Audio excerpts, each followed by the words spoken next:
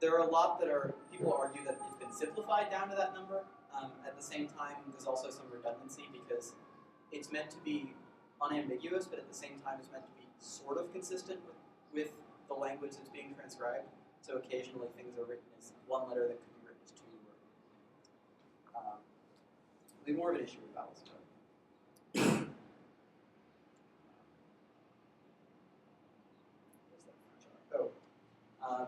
Back in the uvula, the French R is a flap, which is somewhere around fricative. Is a capital R. I'll make a little like thing for flaps here. The other flap that's worth noting is the velar flap, which I'll just squeeze in here. That's this weird shape that looks kind of like the thing you draw when you're playing hangman. That is really weird in English, and it's an incredibly common sound that's kind of hard to notice. I will go back to it. What is the French R? The French R, or a French R.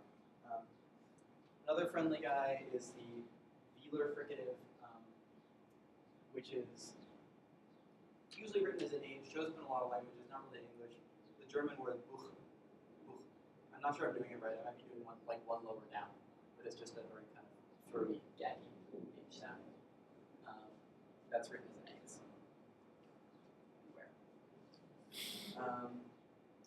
Then one other interesting guy, the glottal stop, shows up as a distinctive sound in a lot of languages. It's like a question mark and a dot in the system.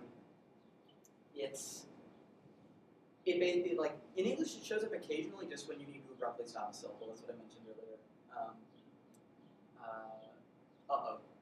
The sound after the first H is a glottal stop. Otherwise it would be O. So that's how you sort of like make the H audible. It's weird. All right, those are a whole bunch of consonants.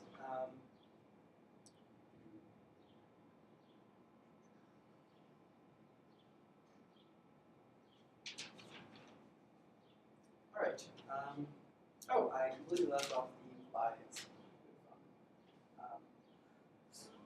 I think I printed out a chart without implies.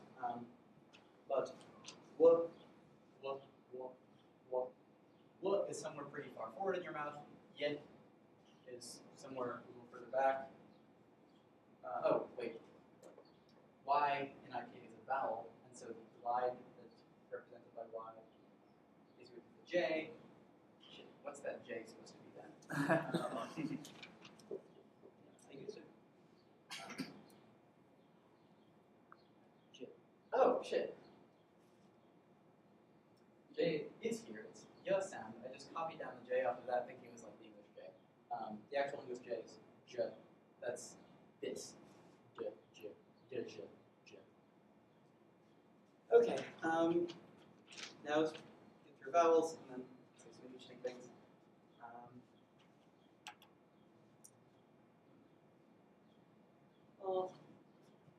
I'll try to take up as little space as I can up here. Because vowels, you're not like performing much of an action to make a vowel, whereas all these guys are like moving something quickly or like scraping something. Vowels are more sort of relaxed. They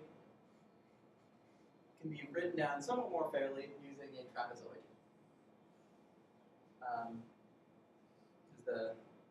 They're produced pretty much entirely by what your tongue is doing.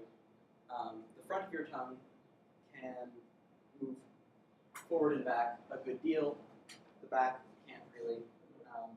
Wait, I'm not.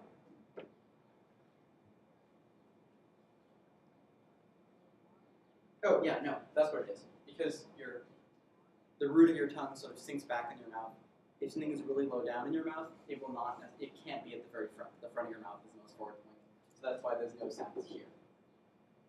But what this is when your tongue is pushed right up against your teeth and up against the roof of your mouth. This is when it's receded way back but still taking a lot of your mouth. And this is when your tongue is like being sort of sucked down. So good old friendly sounds in English that use these guys. I'll just write down the symbols first. We've got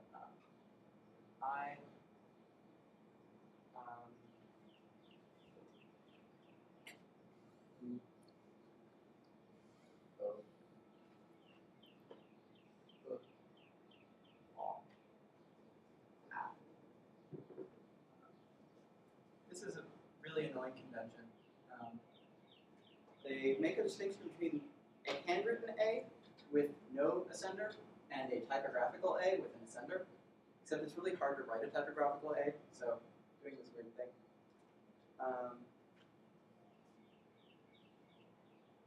There's also that thing which you see in encyclopedia, you spell it the British way, epsilon.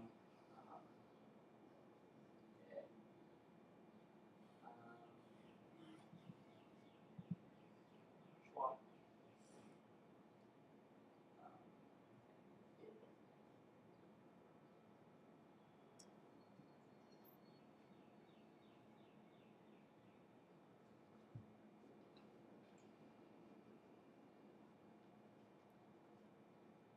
All right, I think those are all the vowels that we really care about. So these guys are all with your tongue in the front of their mouth. They are E, E, E, A, A.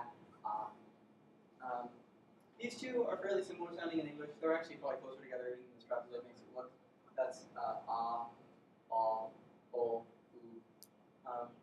This guy only shows up in English if you're over about 45 and from New England. If you, and yeah, it doesn't really show up in any other dialects. That's the difference between caught, and caught, like C-O-T and C-A-U-G-H-T, is caught uses this vowel, which is like that with C. This is I, the short I. This is the U. This is actually the most common sound in English by far. I think 1 out of every 3 sounds that an English speaker makes is this guy. It's just because if you have an unstressed syllable, this is sort of weird to wrap your head around, but you almost never actually pronounce the vowel. So information. In this guy, may, shun, should. So, like in any given word that's more than a syllable long, probably half the syllables will at least be that guy. You notice here this, I guess actually, in English you don't have that much of a tense lax contrast, but what makes this different from this or this is not so much that it's further forward, but that your tongue is just, there's more muscle action that goes into making these guys move guys further in. Probably the reason, if you want to go all evolutionary, that this is the default unstressed sound is that it's in the exact middle of your mouth. So if you completely relax your tongue and try to make a vowel, you say so it's the most lax, very kind of lax, very lax.